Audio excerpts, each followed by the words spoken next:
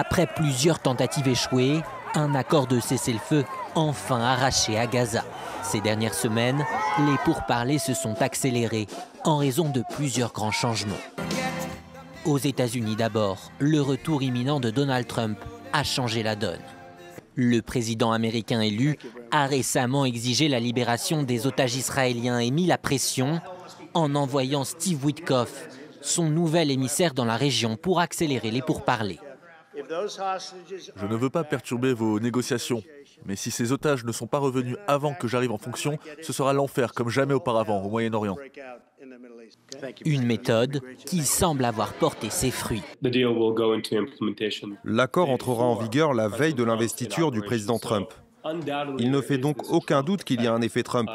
De nombreuses personnes à qui je parle en Israël diraient que l'homme politique le plus populaire en Israël est Donald Trump, ce qui lui donne une certaine influence sur le Premier ministre israélien.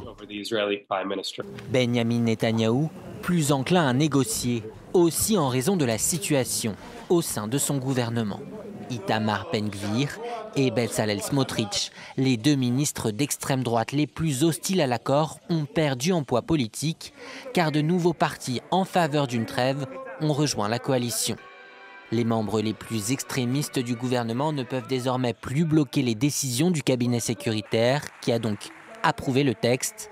L'extrême droite israélienne aurait toutefois obtenu des concessions et notamment négocié un soutien des États-Unis pour une future annexion par Israël de la Cisjordanie occupée.